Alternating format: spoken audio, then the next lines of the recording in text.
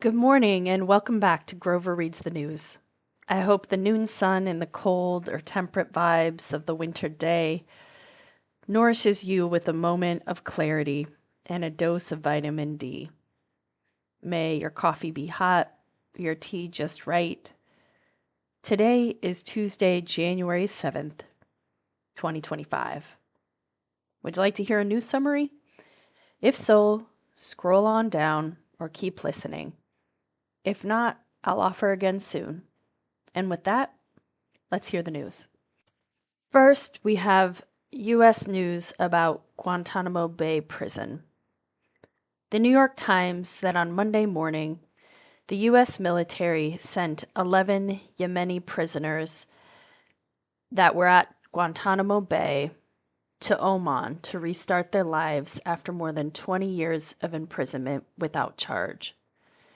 None of the men that were released had been charged with crimes during their 2 decades of detention in the U.S. prison that sits on the edge of Cuba.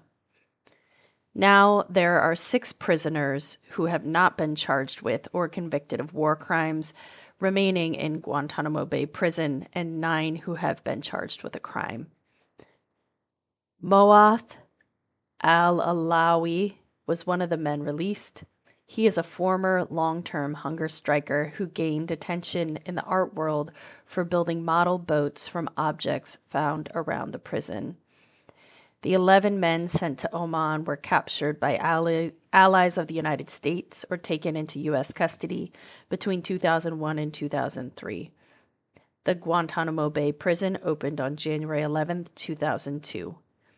In 2003, the Guantanamo Bay Prison had about 660 prisoners and more than 2,000 troops and civilians working there. The detainees were mostly held in open-air style cells on a bluff overlooking the water while the prisons were built. The remaining 15 detainees are held in 2 prison buildings. Mr. Clark, who represents Tawfiq el-Bahani, said they want to live their lives. They want to get married, they want to have kids, they want a job and have normal lives. The summary is based on reporting by Carol Rosenberg at the New York Times. Next, we have news about mass violence in the United States. 14 people were killed in the early morning hours of New Year's Day while celebrating New Year's on Bourbon Street in New Orleans after a driver rammed a pickup truck into a crowd. The attacker died during gunfire exchanged with police. The FBI has identified the suspect as a 42-year-old Texas man and U.S. Army veteran. The FBI said the suspect had an ISIS flag in the vehicle at the time of the attack. Multiple officials said the suspect made a series of video recordings before Wednesday's attack where he said he joined ISIS, and he also referred to potentially killing his own family. On the same New Year's morning, an active and highly decorated U.S. Army soldier drove a Tesla truck up to a Trump hotel in Las Vegas and detonated explosive, killing himself by gun. The explosion left 7 with minor injuries, but left virtually no damage to the hotel. Officials say he likely planned a more damaging attack, but the steel-sided vehicle absorbed much of the force from the explosion and didn't hit the Trump Hotel doors just a few feet away. The Associated Press says the man left notes saying the bombing was a, quote, wake-up call, that the U.S. is headed in the wrong direction. CNN reports that he also expressed support for President-elect Donald Trump, Elon Musk, and Robert F. Kennedy Jr. In a second, shorter letter that investigators released on Friday, the writer called for action to remove Democrats from both the federal government and the military and encourage people to blockade the Capitol. PBS News reports that he also wrote in the note that he needed to, quote, cleanse my mind, unquote, of the lives lost of people he knew, and, quote, the burden of the lives I took. The 14 victims of the New Orleans attack range from ages 18 to 61, are people who come from international communities and local people including Kareem Badawi, a Muslim young man who attended the University of Alabama after graduating from high school in Baton Rouge, Louisiana, and Nakira Cheyenne Didow, an 18-year-old who was scheduled to start nursing school in New Orleans on January 13th. A link to all these articles, including one sharing pictures and information about each of the people killed in New Orleans, is available at the bottom of the Substack and in the show notes of the podcast. We have international news about South Korea.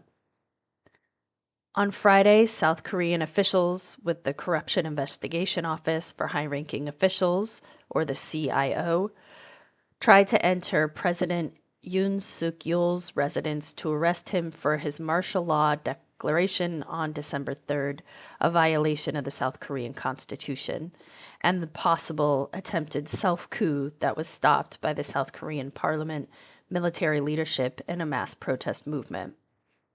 Though many South Koreans took to the street this week demanding the arrest attempt that started on Friday, counter-protesters blocked the road leading to the presidential palace and used social media to insist that an arrest was illegal. Officials eventually called off the attempt to detain Yoon after his presidential security detail, aided by military personnel, blocked the CIO's entry to the palace. Some conservative counter-protesters supporting Yoon are pictured wearing MAGA hats and hold up "Stop the Steal" signs and banners, echoing the slogan used during the January 6th insurrection and attempt to take over the U.S. government when Trump lost the U.S. elections in 2020. Yoon is still the sitting president, but not the acting president, creating complex uncertainty about who is in charge of what, reports the Washington Post. Police are now weighing next steps, and the arrest warrant has been extended after expiring on Monday. Police officials say they had considered deploying a SWAT team last week, but declined to say whether they would use the team in any renewed attempt to execute the warrant. Yoon's security team has fortified the residence with barbed wire and barricaded the compound with buses amid growing concerns about the potential violence breaking out in case of a second attempt. This summary was sourced from Vox News, CNN, and the Washington Post. We have news about nature and biodiversity preservation. Fix the News and UNESCO, the UN Education, Scientific, and Cultural Organization, report that 11 biospheres were added to a global list of 759 sites around the world in 2024.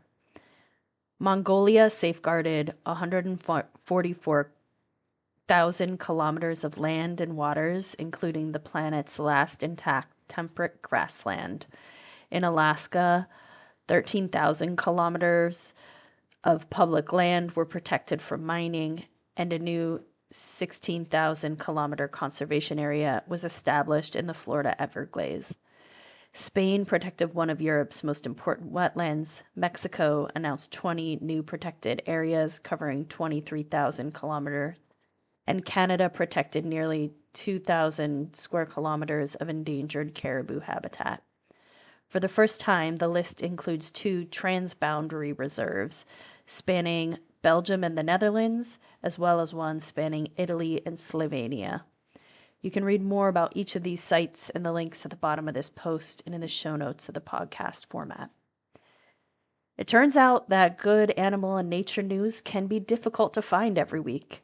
If you hear about some great nature news or wildlife news, please send it my way. You can email me at groverreadsthenews@substack.com. Thank you for joining me to hear the news today. I know the news can be hard to face, but we don't have to do it alone. We can do it together. There are 13 days until the U.S. presidential inauguration, and I'll be publishing Grover Reads the News 2 times a week starting then. I really believe we all have our own specific contributions in the world, and to do it together, we are best served by being connected to what's moving beyond our own personal spheres. Being overwhelmed by what's happening in the U.S. and around the world will not help us to do what we need to do, nor are we well resourced by ignoring it. I hope this offering provides grounding connection and agency in facing the news. If you hear of friends or colleagues who are overwhelmed or checked out of current events, consider sharing the link to this Substack or podcast with them, or sharing on your social media feeds. Okay, everyone, be well out there.